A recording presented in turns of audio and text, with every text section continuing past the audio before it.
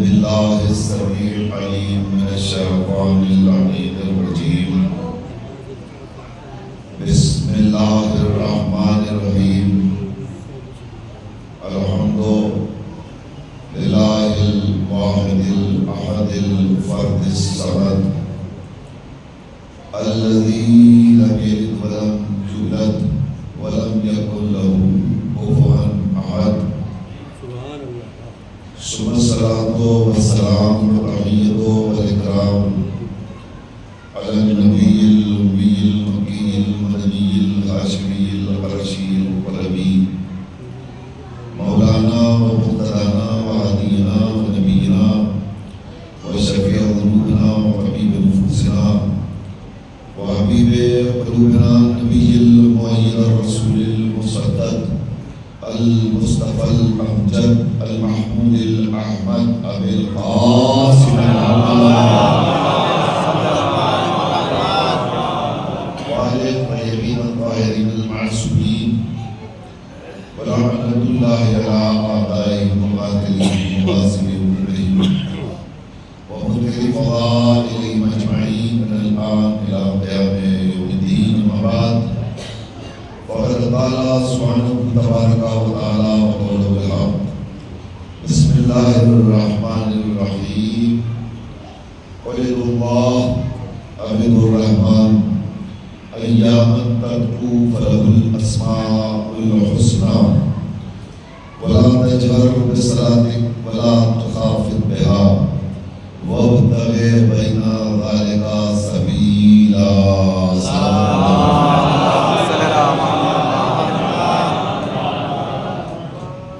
ایمان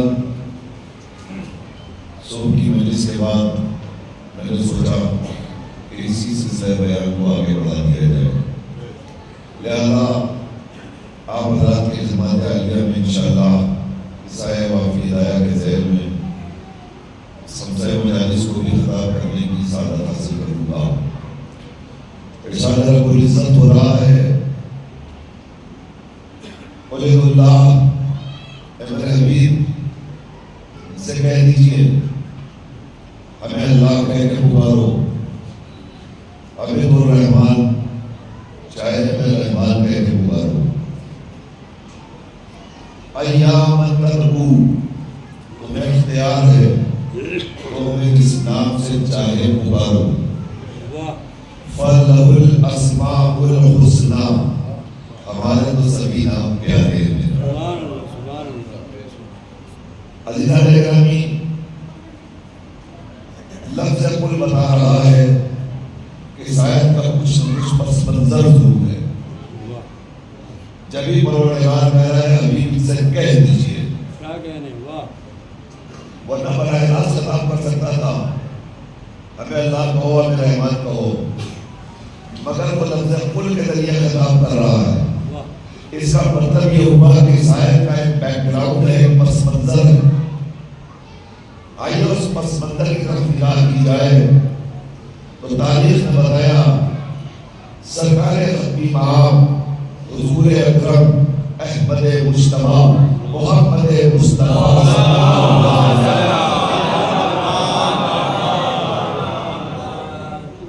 سرکار ختمی مآب کو مسلسل پروردگار سے پیار تھا، لہذا وہ ہر وقت حمد الہی اور تسبیح پروردگار کہتے رہتے تھے، اور وہ جب اللہ کی تسبیح پڑھتے تھے تو تسبیح میں مسلسل کہتے تھے یا اللہ ہو یا رحمان، یا اللہ ہو یا رحمان، یا اللہ ہو یا رحمان۔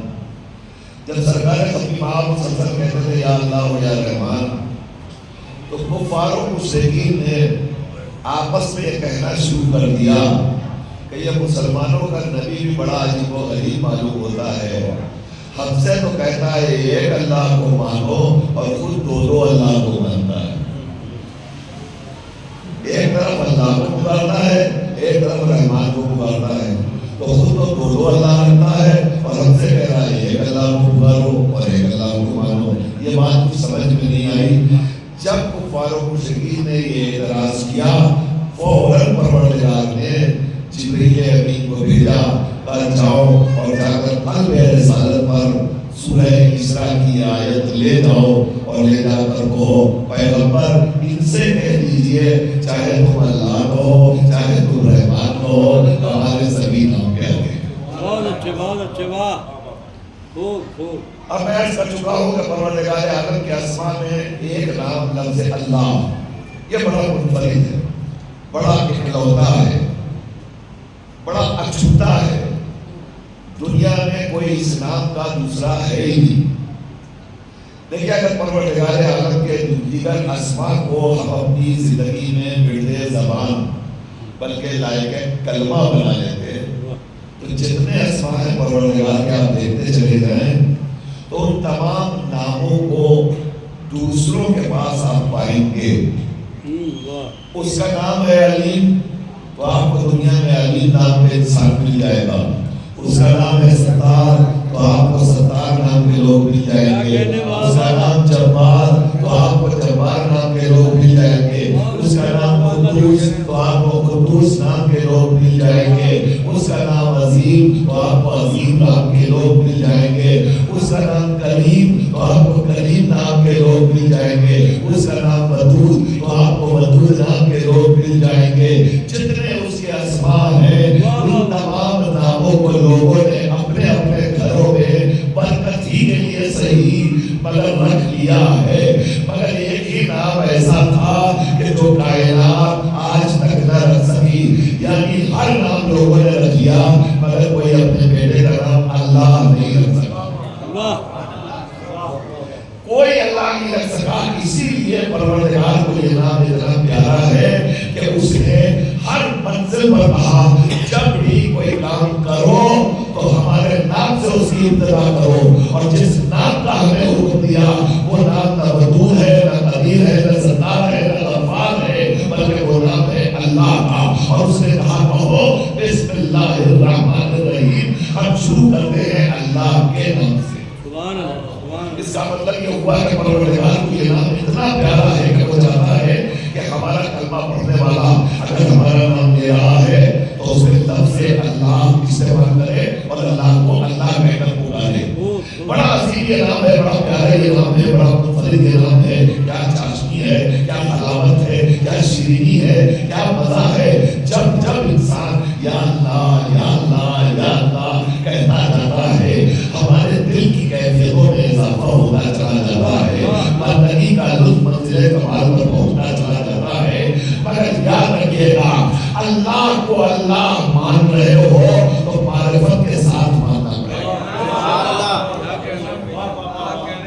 دیکھیں اب یہاں رک کر کے مجھے آپ سے پھر گزارش کرنی پڑے گی کہ بائیں طرف گیٹ کے پاس جو لوگ بیٹھے ہیں اگر مجھے زحمت نہ ہو تو آپ رات تھوڑا سا آگے آ جائیے. میں آگے والوں سے بھی التماس کر رہا ہوں کہ آپ بھی اگر ذرا سے قریب آ جائیے گا. جو لوگ پیچھے ہیں یا باہر ہیں آپ کو ہمیں منظر نظر رکھنا چاہیے. کبھی بھی بلا عذر شرعی دیواروں سے نیک لگا کے نہ بیٹھا کیجیے. اس لیے کہ جب فرش مجلس ہوتی اور نشستہ ہے تو ہمارا اور آپ کا سب کا یہ عقیدہ ہے کہ یہاں انبیاء آتے ہیں, اوصیاء آتے ہیں, ملائکہ آتے ہیں, فرشتے پاک آتے ہیں, شہزادی خود تشریف لاتی ہیں. تو جب وہ ہستیاں یہاں بیٹھی ہو تو ان کے سامنے ہمیں مؤدبانہ بیٹھنا چاہیے, شرافت اور ادب کے ساتھ بیٹھنا چاہیے. یہ مناسب نہیں ہے کہ وہ تو درمیان میں آ کے بیٹھے اور ہم نے چھوڑ کے دیواروں سے دیکھ لگا کے بیٹھ جائیں. مجلس کا ادب ہے, مجلس کے آداب ہے, اسے ہمیں ہمیشہ پیش نظر رکھنا چاہیے.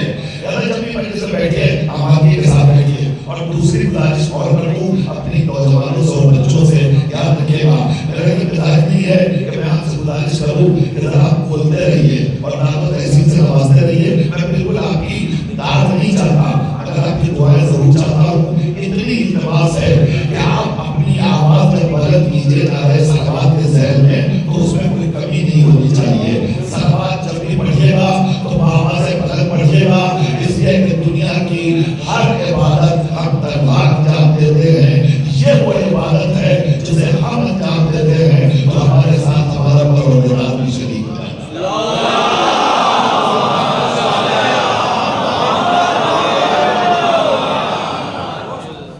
جزاک اللہ آپ کے میری گزارش کو قبول فرمایا. میں آپ کا شکر گزار ہوں. اب واپس آ جائیے. اللہ چاہتا ہے ہمیں اللہ کہہ کے پکارو. یہ نام اس کو کتنا پیارا لگا ہے, کتنا شدید. اللہ کو اللہ مانیے, مگر کیسے مانے؟ آپ عالم اسلام سے پوچھئے تم نمازیں پڑھتے ہو کہاں پڑھتے ہیں؟ روزے رکھتے ہو رکھتے ہیں, حج و زکات و خمس و جہاد کرتے ہیں. ہم نے کہا کس لیے کرتے ہو؟ کہا اس لیے کرتے ہیں اگر نماز نہیں پڑھے گا تو جنت نہیں ملے گی. توجہ ہے, نماز نہیں پڑھے گا تو جنت نہیں ملے گی, روزہ نہیں رکھے گا تو جنت نہیں ملے گی, حج و زکات و خمس و جہاد اگر بجا نہیں لائیں گے تو جنت نہیں ملے گی. تو ایک بات بتائیے, یا آپ اللہ کے لیے کر رہے ہیں یا اپنے لیے کر رہے ہیں؟ لیکن میں نے عرض کیا تھا کہ اللہ کو اللہ ماننا ہے تو معرفت کے ساتھ مانیے, پہچان کر کے مانیے, رسماً عبادت نہ کیجیے, عبادت انجام دیا. اللہ کو اللہ ماننا ہے تو معرفت کے ساتھ مانیے, پہلے سمجھیے, پہلے پہچانیے کہ وہ ہے کون اور ہے کیا. جب آپ اسے پہچان لیں گے پھر عبادت میں لطف آئے گا. وہ یہ نہیں کہہ رہا ہے کہ ہمیں رسماً مانو. اب یہ کائنات جنت کے لیے جنت کے لیے جنت کے لیے مجھے اپنے لیے عمل ہو رہا ہے, اللہ کے لیے کہاں ہو رہا ہے. اور پھر ہر انسان سجدوں پہ سجدے کیا جا رہا ہے کس لیے؟ جنت مل جائے. نمازوں پہ نماز, رکوع پہ رکوع, تسبیح پہ تسبیح, کس لیے؟ جنت مل جائے. اس کا مطلب یہ ہوا کہ انسان جو عبادت کر رہا ہے وہ لالچ کی بنیاد پہ اپنا دے رہا ہے. اور یاد رکھیے گا جنت میں کبھی کوئی لالچی نہیں رہے گا. جنت لالچی نہیں ہے, جنت میں کبھی کوئی لالچی جائے نہیں سکتا. جنت میں بس وہی جائے گا جو صاحب معرفت ہوگا. اب معرفت کی منزل کیا ہے, ہمیں کیسے پتا چلے کہ ہم اس کی معرفت کیسے حاصل کریں؟ تو یاد رکھیے گا ہمارے لیے آئیڈیل ہمارا مولا ہے. ہم نے اسی لیے اپنی زمین نیاز کو اللہ کے بعد علی کے در نیاز پر خندر رکھا ہے. ہم علی کے پاس آتے ہی اس لیے ہیں کہ علی کو سمجھیں گے تو اللہ سمجھ میں آ جائے گا. میرا مولا بتاتا ہے بندگی کا راز کیا ہے, لوگ لطف عبادت کیا ہے, لطف عبادت کیا ہے. علی ہمارا پروردگار, ہم نے سجدہ نہ جنت کے شوق میں کیا نہ جہنم کے خوف سے کیا. ہم نے سجدہ نہ جنت کی لالچ میں کیا نہ جہنم کے خوف سے کیا, بلکہ تجھے لائے کے سجدہ مانا تو سجدہ کیا. اب ہمارے مولا نے ہمیں ایک نمونہ دیا, ایک آئیڈیل دیا, ایک راستہ بتایا, ہمیں اسی راستے پر اپنی زندگی کو گزارنا ہے. تو یاد رکھیے گا علی نے ہمیشہ کے لیے ایک راہ ہمارے حوالے کی.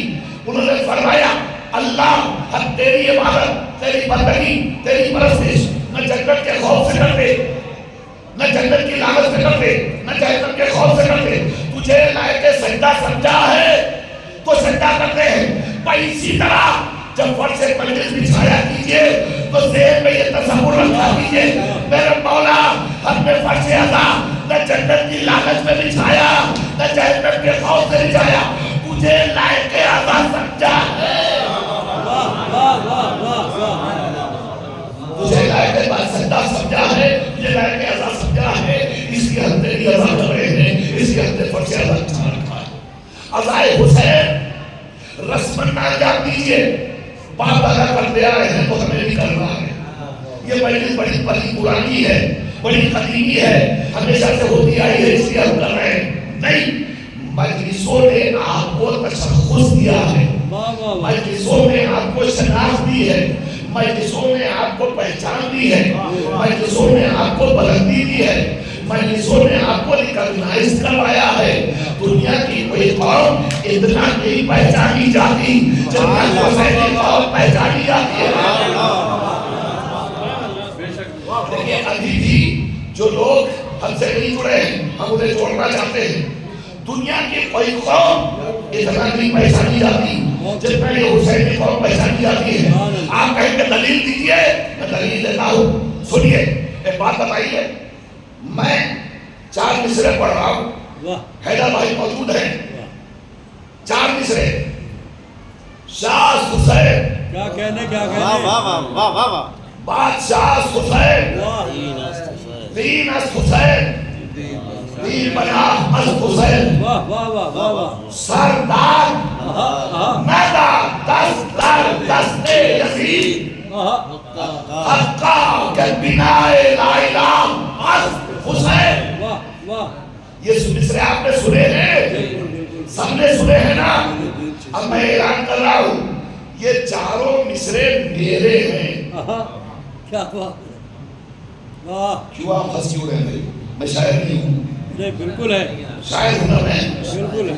اب میں ممبر سے اعلان کر رہا ہوں یہ چاروں مصرے یہ معین الدین صاحب میرے ہیں. کیوں میرے نہیں ہیں؟ یہ پورا مجمع خاموش ہے. میرے نہیں ہیں. میں آگے والوں سے نہیں آپ سے پوچھ رہا ہوں میرے نہیں. اچھا بتائیے کس کے ہیں؟ معین الدین چشتی صاحب کس کے ہیں؟ زور سے بول دیجیے. خواجہ معین الدین چشتی. خواجہ معین الدین چشتی اجمیری رحمت اللہ علیہ کے ہے نا. کون ہے جسے نہیں پتا؟ سب کو پتا ہے. واہ. سب کو معلوم ہے. بالکل. تو پھر آپ سے ایک سوال ہے. یہ مصروں کی ساخت بتا رہی ہے کہ خواجہ کوئی معمولی شاعر نہیں تھا. سبحان اللہ سبحان اللہ. واہ واہ. سنیے گا بہت بڑا شاعر تھا. اس سے بہتر کون شاعر ہو سکتا ہے جس نے اپنے چار مصروں میں اتنی احتیاط برتی ہے. کیا کہہ رہے ہیں. معرفت کی منزل ہے کہ اس نے 3 مصروں میں سبحان اللہ. جہاں لفظ حسین رکھا وہاں حسین کے دشمن کو نہیں رکھا. سبحان اللہ. اور جہاں دشمن حسین آیا وہاں حسین نہیں آئے. تو اس سے بڑا شاعر کون ہو سکتا ہے؟ صاحب عرفان شاعر ہے نا. بہت بڑا شاعر ہے.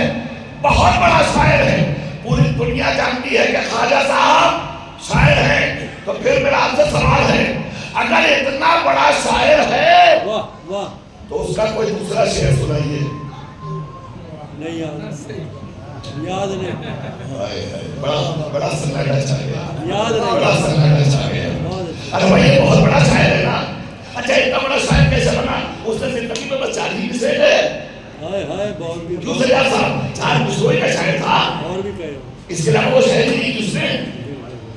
تو اگر اس نے کی میں آپ سب سے پوچھ رہا ہوں کوئی ایک شعر تو سنائیے. کیا کہہ رہے ہیں.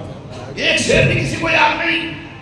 مگر یہ ربائی بوڑھوں کو بھی یاد, جوانوں کو بھی یاد, بچوں کو بھی یاد, مردوں کو بھی یاد, عورتوں کو بھی یاد, اور مگر ہندوستان والوں کو نہیں یاد. ہندوستان والوں کو بھی یاد, پاکستان والوں کو بھی یاد, امریکہ والوں کو بھی یاد, لندن والوں کو بھی یاد, افریقہ کے جنگل والوں کو بھی یاد. سب کو یاد. وجہ کیا ہے؟ اتنا بڑا شاعر اس کا کوئی شعر کسی کو آج تک یاد نہیں ہے. مگر یہ کوئی آج تک بھول نہیں سکا. میں بتاؤں یاد رکھے گا خواجہ صاحب کی ساری شاعری ایک طرف, صاحب دیوان شاعر ہے, ساری شاعری ایک طرف, مگر یہ 4 مصرے ایک طرف. نہ جانے کس خلوص کے ساتھ خواجہ اجمیری نے یہ 4 مصرے کہہ کر دہلیز حسین کے پر رکھے تھے. حسین نے کہا تم نے یہ 4 مصرے عقیدت سے ہمارے حوالے کر دیے. ان 4 مصروں کے صدقے میں ہم تمہیں اتنی بلندی عطا کریں گے.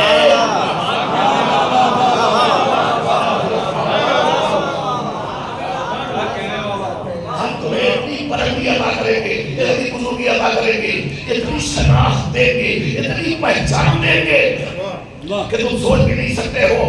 ان 4 مصروں نے کہاں کہاں پہنچا دیا.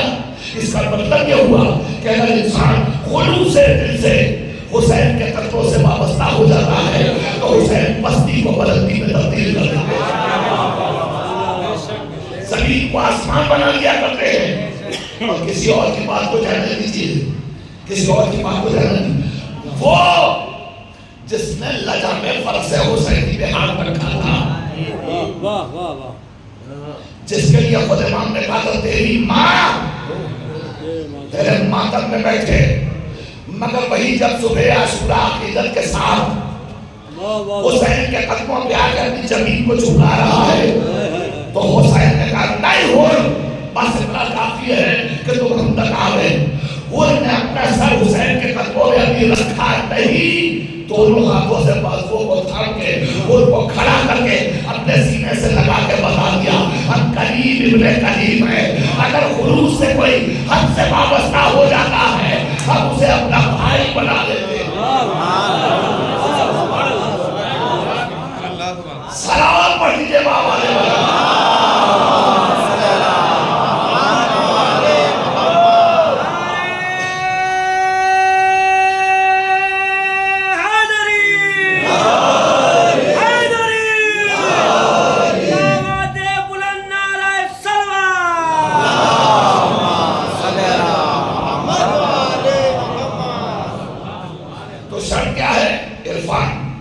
شرط کیا ہے؟ معرفت. اب آئیے واپس. اللہ چاہتا ہے ہمیں رسمن نہ پکارو, ہمیں رسمن نہ یاد کرو. واہ کیا بات. ہمیں یاد کر رہے ہو تو حقیقت میں ڈوب کے معرفت کے ساتھ. پروردگار ہم چاہتے تو ہیں تیری معرفت حاصل کرنا, مگر کیسے حاصل کرے؟ وہ آواز دے گا, پوری توجہ چاہتا ہوں. اللہ ہم چاہتے تو ہیں تیری معرفت حاصل کرنا, مگر کیسے حاصل کرے؟ پروردگار آواز دے گا, اگر ہمیں سمجھنا ہے خود اپنے آپ کو سمجھ لو. جوانوں میں ڈال رہنا ایسا پڑھنے آدمی ہر چیز نہ چلانا میرے بس میں نہیں ہے. میں چاہتا ہوں کہ بات آپ تک پہنچے, بچوں تک پہنچے, جوانوں تک پہنچے, اور دل میں اترے بات. جسے خدا کی معرفت حاصل کرنی ہے وہ خود اپنی معرفت حاصل کرے. من عرف نفسہ فقد عرف ربہ. جس نے اپنے نفس کو پہچان لیا گویا اس نے خدا کو پہچان لیا. تو اب اس کی معرفت حاصل کرنی ہے. کیسے معرفت اس کی حاصل کریں؟ پہلے تو یہ یقین آئے کہ وہ ہے. ارے بھائی دیکھیے, بندگی کا تعلق محبت سے ہے, بے شک, اور محبت بلا وجہ کسی سے نہیں ہوتی ہے. محبت اسی وقت ہوتی ہے جب محبوب نگاہوں کے سامنے ہو. جب تک محبوب نگاہوں کے سامنے نہیں ہوگا محبت نہیں ہو سکتی. یہ بھی بیمار ہو گیا. باہر کیف. اب آپ متوجہ رہیے میری طرف. الحمدللہ پروردگار نے اتنی آواز تو مجھے دے رکھی ہے, وہاں تک پہنچا لوں گا انشاءاللہ. ذرا سی توجہ فرمائیے.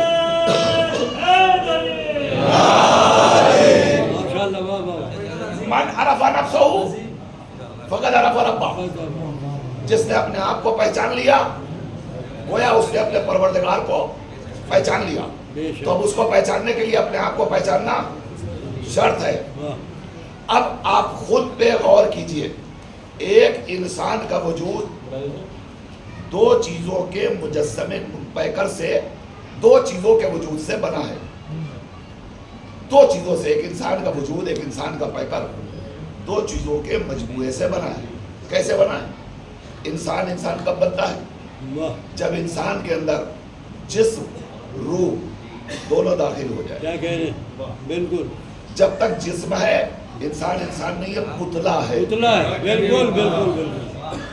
مگر جب روح داخل ہو گئی واہ, تو اس روح نے انسان کو انسان بنا دیا. کیا کہہ رہے ہیں؟ تو اب انسان دو چیزوں کا مجموعہ ہے, ایک جسم ایک روح. یہ دو چیزیں ہیں. اب آپ غور کیجئے, انسان کا جسم کس چیز سے بنا؟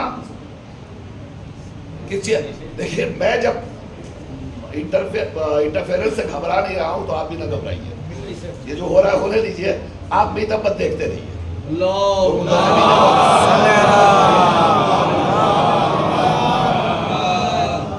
بس آپ نہیں تب دیکھتے رہے. انشاءاللہ خدا کرے کہ یہ اس کی بیماری اور اس کی علالت دور ہو جائے, اور اگر نہیں بھی ہوئی تو میں تو اپنا کام کر رہا ہوں. بس آپ تک میری آواز پہنچ رہی ہے؟ ہاں, ذرا سا ایک صلوات سنا دیجیے آپ ہمیں.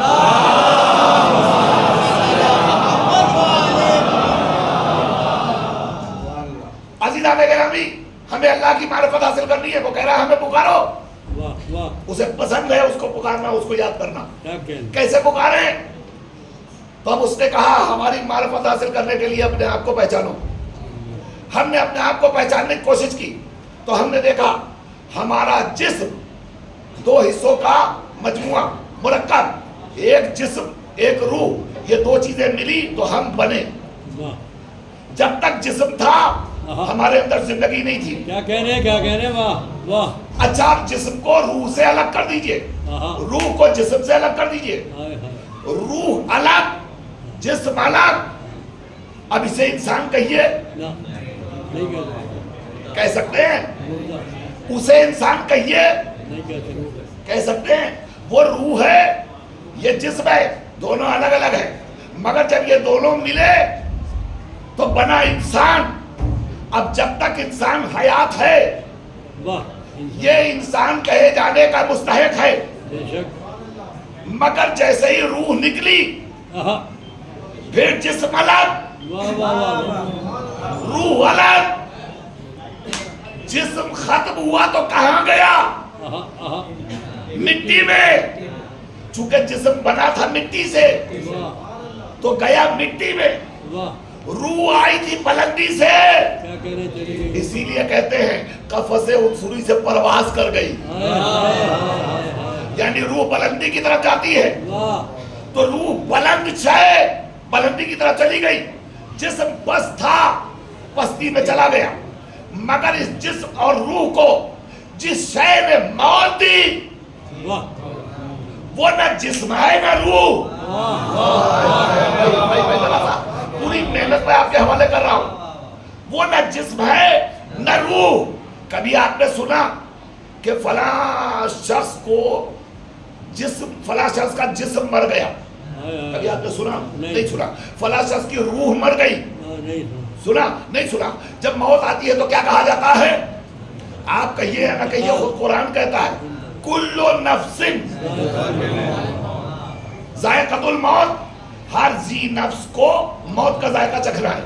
इसका मतलब यह हुआ कि मौत न बदन को आती न रूह को आती, क्या कह रहे हैं जिस्म नफ्स को आती है। नफ्स को अब इंसान के नफ्स को हमें समझना होगा कि ये नफ्स क्या है और है तो कहाँ है, वाह वाह वाह है तो कैसा है, इसे समझने की जरूरत है। अब मैं आपसे सवाल कर रहा हूं, ये नफ्स है जो आपको जिंदगी दे रहा है। वाह यहाँ जितने अफराद बैठे हुए मुझे बताइए आपके बदन में नफ्स है कि नहीं? बिल्कुल है। ये जितने बैठे हुए हैं, जिसके जिसमें नफ्स ना हो वो खामोश रहे, हाय हाय हाय मगर जिसके बदन में नफ्स है वो बोले। नफ्स है कि नहीं आपके बदन में? है। सबको इकरार है कि नफ्स है, पूरा मजमा सबको इकरार है कि आपके बदन में नफ्स है, वजूद रखता है, सब मानते हैं कि नफ्स है। मैं फर्श से मजलिस पर आपसे सवाल कर रहा हूँ, आपके पास नफ्स है? बिल्कुल है। दिखाइए कहाँ है? दिखाने की चीज नहीं है। वाह वाह भाई आप इतने खामोशी से सुनेंगे तो मजा नहीं आएगा। भाई है नफ्स, कहाँ है? दिखाइए। आवाज क्या आएगी? आवाज आएगी है, मगर देखा नहीं जा सकता। क्या कह रहे हैं? मेरी बात मुकम्मल हो गई, मेरी बात मुकम्मल हो गई। साहिबाने इल्म बैठे हुए, मुझे हौसला चाहिए। सैयद भाई सुनिए, नफ्स है, सब ने इकरार किया। मैं कहता हूँ दिखाइए। अब सब सन्नाटे में है, कोई नहीं दिखा रहा है। इसका मतलब ये हुआ कि कुछ चीजें ऐसी हैं जिन्हें समझा तो जा सकता है, देखा नहीं जा सकता।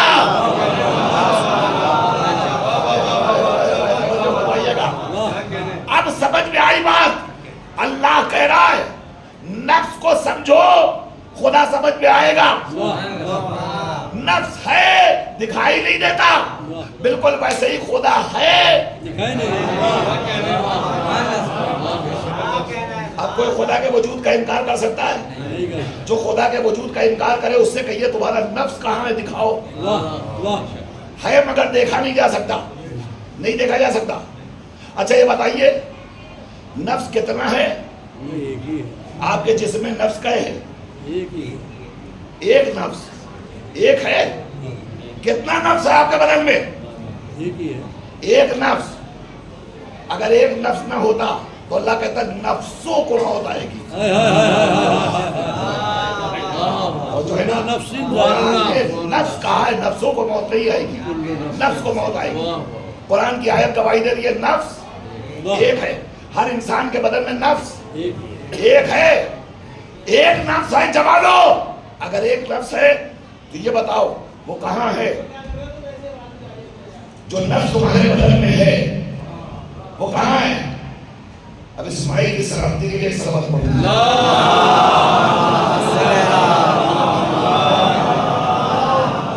नहीं भाई इस सलावत पर मजा नहीं आया।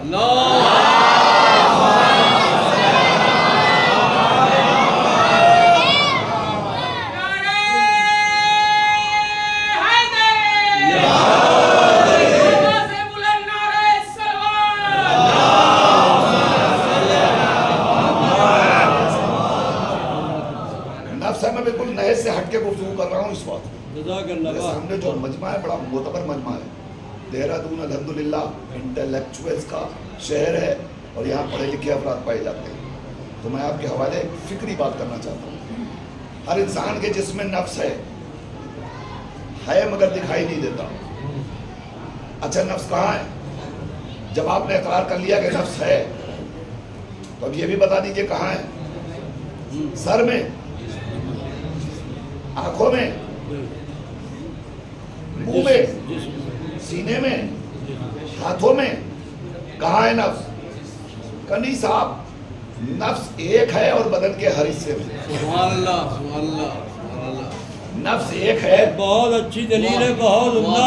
واہ واہ واہ واہ واہ واہ. چلیے صاحب شاید یہ بدل دیا جائے. پتہ ہے آپ کو چل رہا ہے؟ یہ نہیں چل رہا. انسان کے جسم میں نفس ہے. پھر متوجہ ہو جائیے، میں بات مکمل کرنا چاہتا ہوں. انسان کے جسم میں نفس ہے دکھائی نہیں دے رہا تو کم سے کم ہونے کا تو اقرار کر لیا. کیا کہہ رہے بالکل. اب کہاں ہے؟ اب پورے جسم میں، جسم کے ہر حصے میں نفس ہے. بے شک. نفس ہے تو انسان کو نفس کی تکلیف کا احساس ہوتا ہے. بالکل بالکل بالکل بالکل بالکل. یہ آپ غور فرمائیے، اگر آپ کے پیر میں کوئی تکلیف ہو جائے، چوٹ لگ جائے واہ تو چوٹ لگتی ہے پیر میں، ہائے ہائے دل کو اور دماغ کو پتہ چلتا ہے کہ نہیں؟ ہائے بالکل. پتہ چلتا ہے. آنکھوں میں درد ہو رہا ہے، کان میں درد ہو رہا ہے، پتہ چلتا ہے دماغ کو تکلیف ہو رہی ہے. اور یہ بھی احساس ہو جاتا ہے کہاں ہو رہی ہے، کہاں ہو رہی ہے یہ بھی پتہ چل جاتا ہے. اسی لیے اگر پیروں میں کوئی تکلیف ہو جائے تو ڈاکٹر پیر کا علاج اور خدا نخواستہ آپریشن کی نوبت ہو تو پہلے اینستھیزیا دیا جاتا ہے. واہ واہ واہ. اینستھیزیا دے کر کے نفس کو مردہ کیا جاتا ہے. ہائے ہائے ہائے. توجہ فرمائیے گا. تھوڑی دیر کے لیے وہاں بے ہوشی تعلیم کی جاتی ہے تاکہ انسان کو احساس نہ ہونے پائے. یہ وقتی بے ہوشی، اس کا مطلب یہ ہوا تھوڑی دیر کے لیے اس حصے سے نفس کو خارج کر دیا جاتا ہے. اور فرمایا آپ نے پریشان نہ ہوئیے گا کہ کیا ممکن ہے کہ انسان زندہ بھی رہے اور نفس باہر بھی ہو جائے. لیکن کبھی کبھی مجلسوں میں چھوٹی چھوٹی باتوں سے لوگ پریشان ہو جاتے ہیں.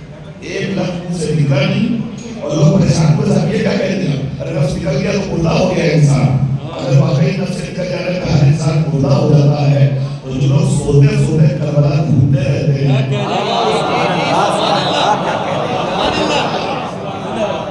آپ بہت فرمائیے انسان بستر پہ آرام کر رہا ہے. آج ہم نے خواب میں دیکھا ہے کربلا کو اللہ میں ہے، وہ ہے تو آپ بستر پہ وہاں کیسے چلے گئے؟ اس کا مطلب یہ ہوا کہ نفس انسان کے جسم خارج بھی ہو سکتا ہے، داخل بھی ہو سکتا ہے. یہ مشیت پروردگار ہے. تو تھوڑی دیر کے لیے اگر آپ کے پیر سے نفس نکل گیا تب پیر کا علاج ممکن ہے، ورنہ پیر کی تکلیف آپ کے دل و دماغ تک اپنے وجود کو لے جائے گی اور آپ کے جسم کا ہر حصہ تکلیف محسوس کرے گا. تو نفس کتنا ہے انسان کے جسم میں؟ ایک. کہاں ہے؟ ہر جگہ نفس ہے ایک. سبحان اللہ سبحان اللہ. دکھائی دیتا ہے؟ نہیں دکھائی دیتا. ہے کہاں؟ کب پورے جسم میں ہر جگہ. اب سمجھ میں آئی بات. تمہارے پاس نفس ہے تم خود اپنے نفس کو نہیں دیکھ سکتے. جیسے تمہارے پاس نفس ہے تم اپنے نفس کو نہیں دیکھ سکتے ویسے ہی کائنات میں خدا ہے. تمہاری آنکھیں عاجز ہیں کہ تم اسے دیکھ نہیں سکتے. اور جیسے ایک نفس ہے ویسے ایک خدا. اب نہ کہنا ایک خدا ہر جگہ کیسے ہو سکتا ہے. اگر ایک نفس جیسے پورے جسم میں ہو سکتا ہے.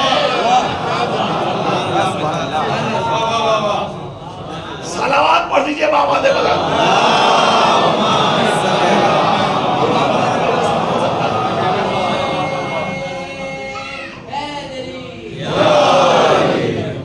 ایک نفس جب پورے جسم میں ہو سکتا ہے کیا کہہ رہے ہو تو ویسے ہی کائنات کا ایک خدا وہ ہر جگہ ہو سکتا ہے. سمجھ میں آئی بات؟ خدا کو پہچاننا ہے تو اپنے آپ کو پہچانو. خود کو پہچان لو گے تو اس کا پہچاننا بہت آسان ہو جائے گا. اب مجلس کا مزاج ذرا سا عجیب و غریب ہو گیا ہے بھائی.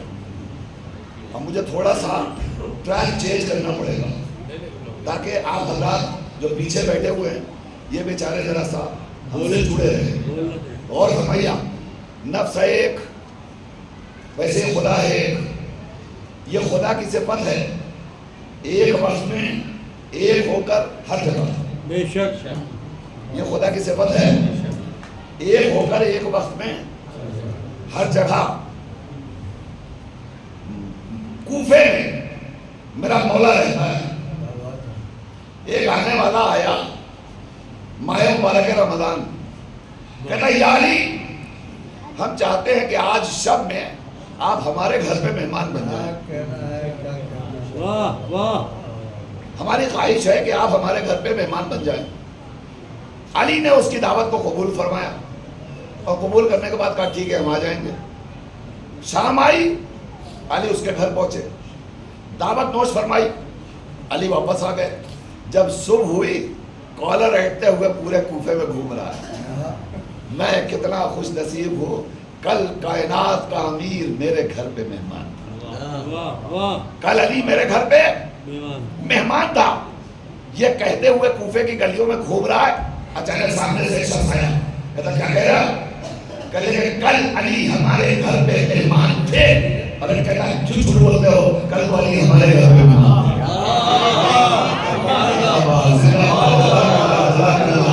یہ میں نے آپ حضرات کو اپنی طرف متوجہ کرنے کے لیے، یہ موضوع سے الگ نہیں ہے بات. ایک ہو کر خدا ہر جگہ ایک وقت میں. وہ کہتا ہے تم جھوٹ بول رہے، علی ہمارے گھر میں تھے. جیسے ہی دونوں میں تکرار ہو رہی ہے، تیسرا شخص آیا، کیا بات ہو بھائی تم جھگڑا کر رہے ہو تم لوگ؟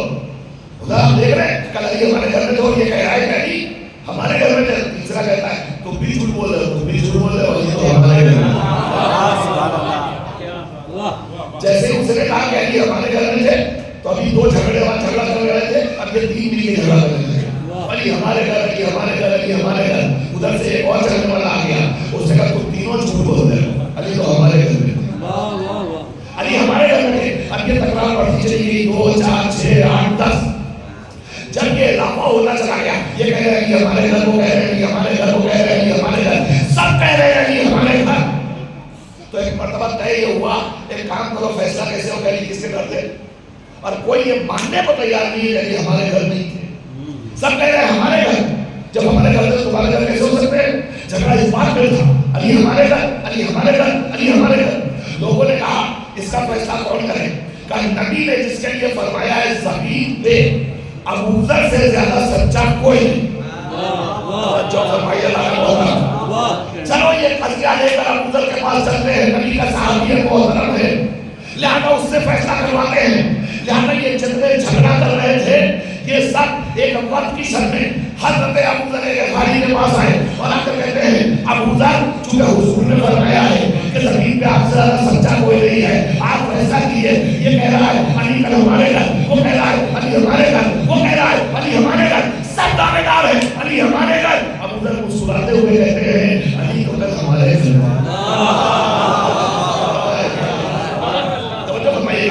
علی تو کل ہمارے گھر تھے. اب بہت بڑا مسئلہ کھڑا ہو گیا، بڑا مسئلہ کھڑا ہو گیا. اب ابو ذر سے زیادہ کچھ سچا نہیں اور یہ کہہ رہے ہیں علی ہمارے گھر.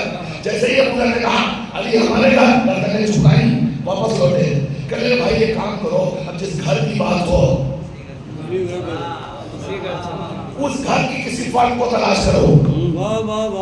نہیں طرح پیدا کریے، لفظوں پہ غور کیا کیجیے. جس گھر کی بات ہو اس گھر کی کسی فرد کو تلاش کیجیے. لہذا نکاح گئی اس پر جس کے لیے پیغمبر نے کہا سلمان سلمان ہم اہل بیت میں سے ہیں. لہذا لوگ آئے جناب سلمان کے پاس اور آ کر قضیہ پیش کر دیا. جتنے لوگ ہیں یہ سب دعویٰ کر رہے ہیں علی ہمارے گھر، علی ہمارے گھر، علی ہمارے گھر. یہاں تک کہ ہم لوگ ابو ذر کے پاس گئے تو وہ کہہ رہے ہیں علی ہمارے گھر. سلمان نے مسکراتے ہوئے کہا علی تو کل ہمارے گھر میں. دیکھیے ایک ساتھ کہاں پہنچ رہی ہے. سلمان نے کہا علی ہمارے گھر. پھر پریشانی لائق ہو گئی. اب ابو ذر بھی کہہ رہے ہیں ہمارے گھر، سلمان بھی کہہ رہے ہیں ہمارے گھر. مسئلہ کیسے حل ہو؟ تو بہتر تو یہ ہے کہ اب اسی کے پاس چلو، اسی کے پاس چلو جس کے دہنے اقدس پر اللہ تعالیٰ نے ما یتقو کا پہلا لگا رکھا ہے. لہذا وہ وہی بولے گا جو وہی الہی ہوگی. لہذا چلو یہ وقت آیا پیغمبر کے پاس اور آ کر کہتا ہے یا نبی اللہ یہ سب دعوے دار ہیں کہ علی ہمارے گھر، ہم یہ ابو ذر کہہ رہے ہیں ہمارے گھر، سلمان کہہ رہے ہیں ہمارے گھر. پیغمبر نے مسکراتے ہوئے کہا سچی بات تو یہ ہے کہ علی کل ہمارے گھر، علی ہمارے گھر میں تھے. اب یہاں چینی گولیاں چل رہی کی بات سمجھ میں نہیں آ رہی ہے. ہم اپنی آنکھوں کا کیا کریں؟ یہ تو عین الیقین کی منزل ہے نا، ہم یقین کی منزل ہے نا. ہم نے تو اپنی آنکھوں سے دیکھا ہے، ہم نے تو خود علی کی دعوت دی ہے علی ہمارے گھر ہمارے گھر ہمارے گھر. اب روئے فرض پر روئے عرض پر کوئی جگہ ایسی نہیں ہے جہاں ہماری نظر نہ آ رہے ہو. ابھی یہ گفتگو ہو ہی رہی تھی، اچانک جبریل آئے. جبریل نے کہا یا نبی اللہ اللہ کا ادوارا کل علی عرض پر آوارا میں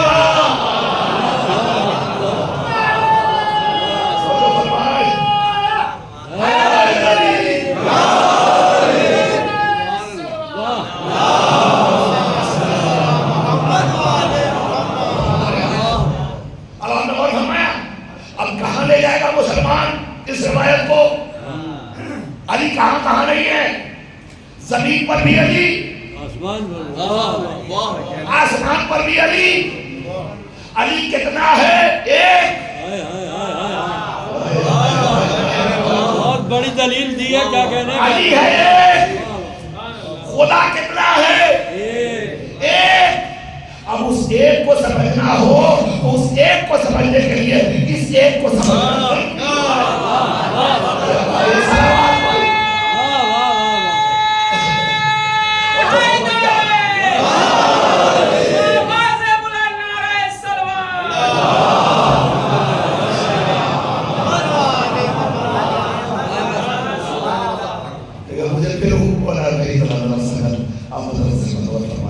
تھوڑی سی اور تھوڑا سا قریب آ جائیے.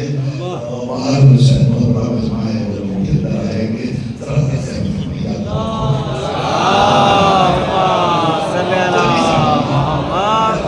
بڑی تیزی کے ساتھ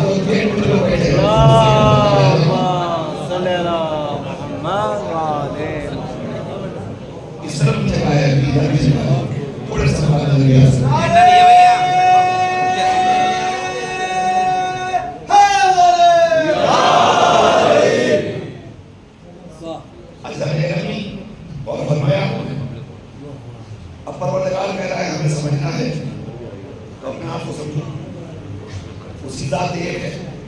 وہ اکیلا ہے.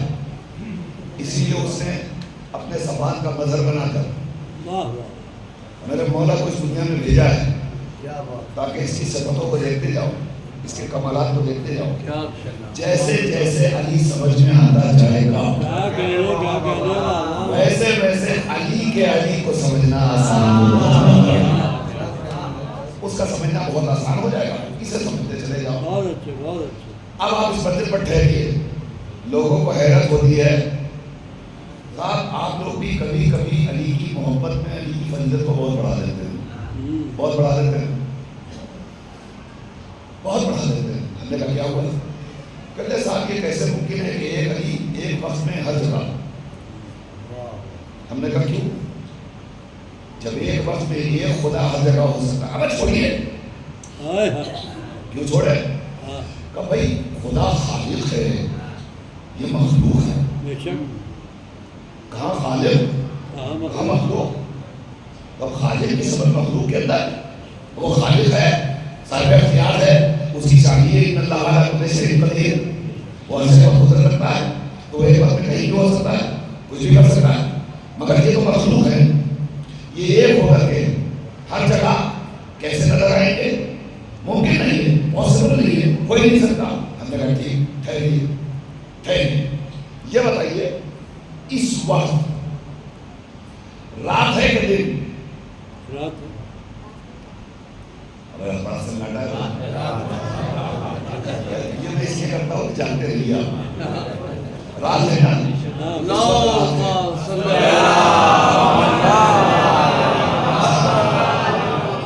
اس وقت رات ہے. رات ہے تو سورج کو تو موت آ رہی ہوگی. سورج تو مر گیا ہوگا نا؟ رات آ گئی تو مر گیا ہوگا. نہیں مرا ہے.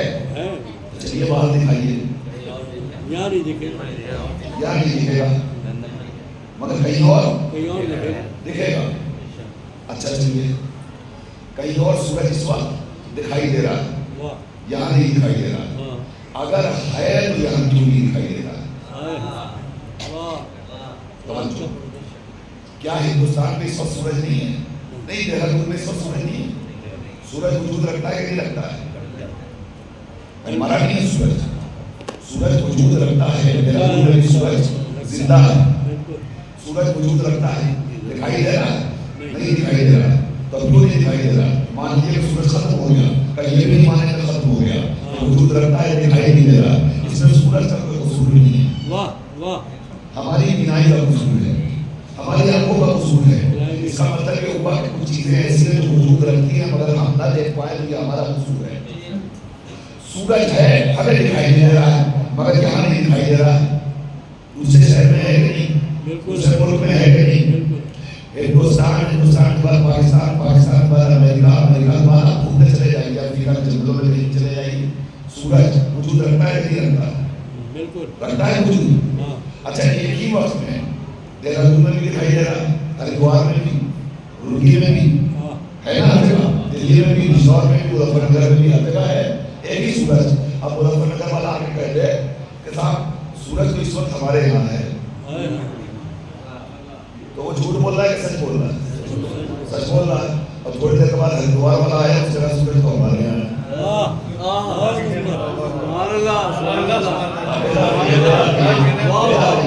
میں خدا کے وجود کی دلیل دے رہا ہوں اور میرے مولا کی عظمت اور شان اور بزرگی آپ کے حوالے کر رہا ہوں. توجہ فرمائیے گا. اب ہریدوار والے نے کہا, منگلور والے نے کہا ہمارے یہاں سورج, روڑکی والے نے کہا ہمارے یہاں, ہریدوار والے نے آگے کہا ہمارے یہاں. تو یہ ہے صاحب بجنور والوں نے کہا ہمارے یہاں, اور وہ بھی حیدر بھائی نے کہا کرن پور میں ہے سورج, چھوٹے چھوٹے علاقے میں جہاں ان کا پہنچنا دشوار ہے, وہاں بھی اتنا بڑا سورج اپنے پورے وجود کے ساتھ ہے کہ نہیں. سورج ہر جگہ ہے, ہر جگہ ایک ہی وقت میں, یہاں بھی, وہاں بھی, وہاں بھی, وہاں بھی, وہاں بھی. سورج کتنا ہے؟ ایک سورج ایک وجود رکھ کر ایک وقت پہ اگر ہر جگہ نظر آ سکتا ہے. بھائی مسلمانوں کی آنکھوں پہ کتنے پردے پڑے ہوئے ہیں یہ بتائیے. وہ تو خالق ہے, علی مخلوق ہے, تو مجھے یہ بتائیے سورج خالق ہے کہ مخلوق؟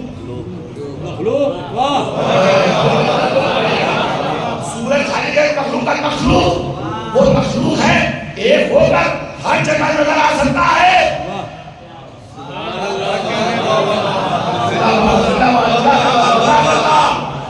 جی یہی بیداری چاہیے. ایک ہو کر مخلوق ہے, ایک ہو کر ایک وقت میں ہر جگہ نظر آ سکتا ہے. تو مجھے کہنے دیجیے اما جب ایک ہو کر ایک وقت میں ہر جگہ ایک آفتاب نظر آ سکتا ہے, تو جو ڈوبے ہوئے آفتاب کو بچانے کی طاقت رکھتا ہے.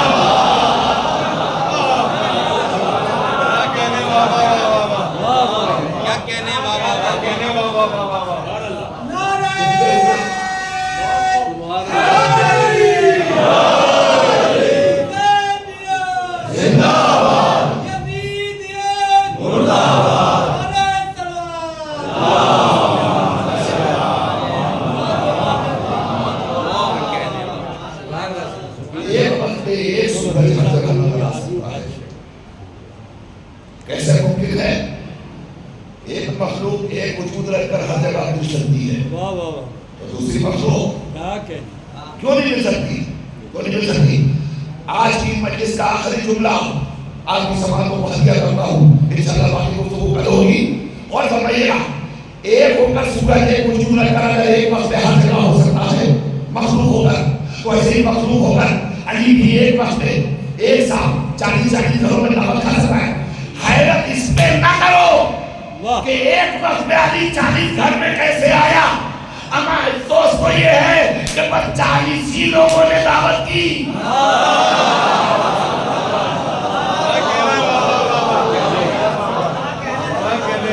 علی کی قدرت پہ شک نہ کرو.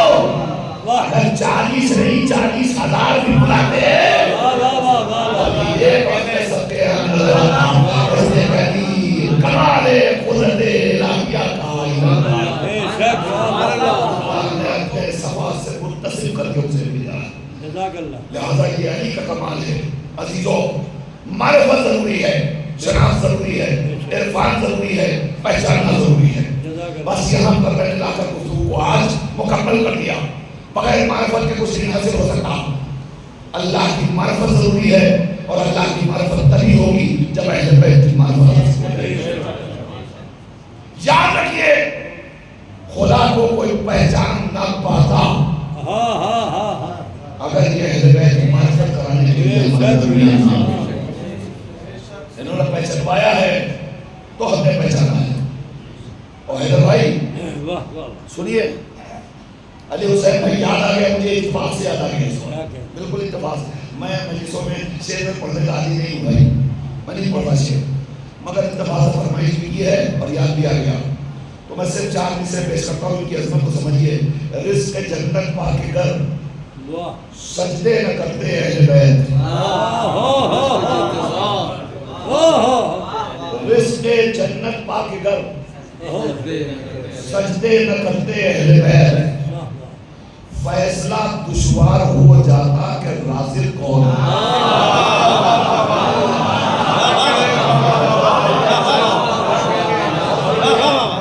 رزق جنت پا کے گھر سجدے نہ کرتے اہل بیت, سجدے نہ کرتے اہل بیت. فیصلہ دشوار ہو جاتا کہ رازق کون ہے. اے دعاؤں کے امام, اس قوم کا تجھ پر سلام, تو نے بتلایا تو ہم سمجھے کہ خالق کون ہے.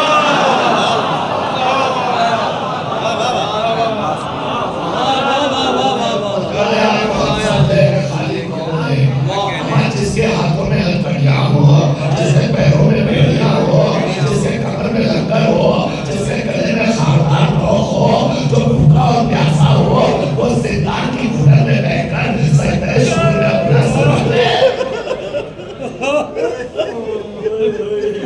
جب خدا کی معرفت نہیں رہا ہے تو کیا رہا ہے. سید سجاد زندان شام میں سجدوں میں سجدے کرنے بنا رہے ہیں. اس کیفیت میں بھی اگر سید سجاد کسی کو سجدے کر رہا ہے تو پہچانو وہ خدا کی طرف. بس ہو گئی گفتگو مکمل. آپ کی آنکھوں میں آنسو آ گئے. 2 جملے مسائل کے سید سجاد کے حوالے سے یہ خمسہ ہے, میں عرض کروں گا انشاءاللہ, مگر 2 جملے. اگر آنکھ میں ایک آنسو کا قطرہ آ گیا, نہیں, صادق خیر محمد کی روایت ہے, کسی مومن کی آنکھ میں غم حسین میں اگر مچھر کے پر کے برابر بھی آنسو آ گئے تو اس کی شفاعت یقینی ہے. لہذا مسائل جب سنا کیجئے, کوشش کیجئے ایک آنسو کم سے اسے ضرور جانے کی ایک آنسو بس. بہت بڑا مسئلہ پڑھنے کی ضرورت نہیں, ایک جملہ دے رہا ہوں, مجھے طرف جائے گا اور ہمیں مجلس ادا ہو جائے گا. اور واقعہ آپ نے سنا ہے نا, سید سجاد کے گلے میں جو پاؤں ڈالا گیا تھا وہ کتنا گہرا تھا, کتنا وزنی تھا, کتنا بھاری تھا, اور پھر ایسا تھا جسے خاردار پاؤں ڈالا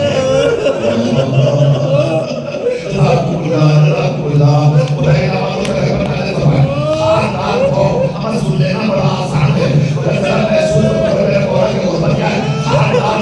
یہ کون سا ناؤ ہے, ایسا ناؤ جس کے دونوں طرف کانٹے نکلے ہوئے ہیں, ایسا ناؤ جس میں دونوں طرف کانٹے نکلے ہوئے ہیں, بالکل اس طریقے سے کانٹے نکلے ہوئے ہیں, یہ اس طریقے سے کانٹے نکلے ہوئے ہیں. اب ایسے ناؤ کو سید سجاد کی گردن میں کس کے باندھا ہے,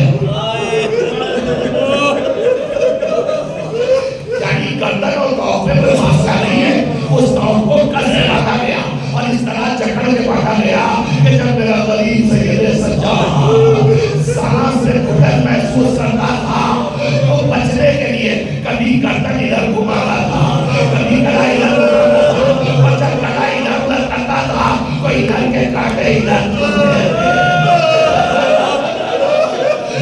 کے کانٹے ادھر سنتے تھے. سید سجاد کتنا زخمی ہوا.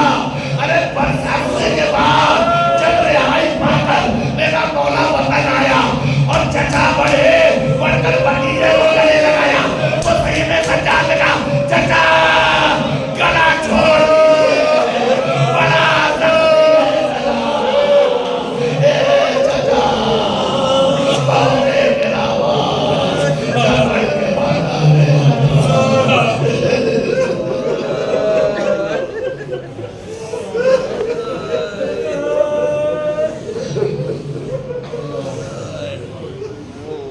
لا إله إلا إليه راجعون وزدنا صالحي وتسليما بأبيه ربنا تقبل منا إنك أنت السميع العليم بأبي زهرا وأبيها وبالها وبنيها وسر المصالح فيها الرجاء جو واسطہ ہے محمد والے محمد کا ہماری آنکھوں سے نکلنے والے آنسوؤں کے ہر قطرے کو رومال مقدس سے زہرا میں چڑھائے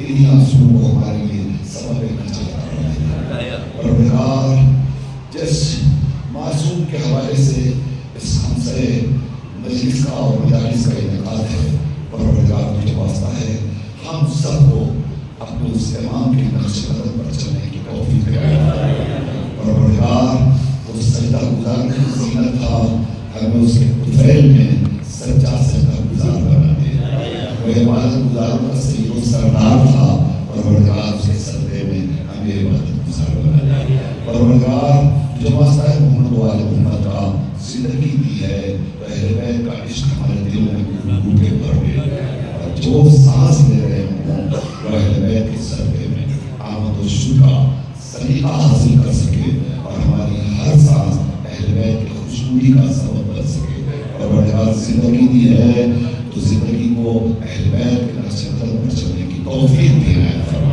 پروردگار جتنے حاضرین مجلس بیٹھے ہوئے ہیں ان سب میں آپسی میل جول اتحاد دوستی بھائی چارگی اور حسینیت کا جذبہ بن دے تاکہ مل جل کر جیسے آج فرش عزا پر موجود ہیں اسی طرح مسلسل 2 مہینے مزید عزائے حسین کا حق ادا کر سکے پروردگار جو واسطہ ہے انہی آنسوؤں کا اسی ذکر اہل بیت کا وارث کربلا امام ظہور میں تاجیل فرما ہم سب کو امام کے ناصرین میں شمار ربنا تقبل منا انک انت السمیع العلیم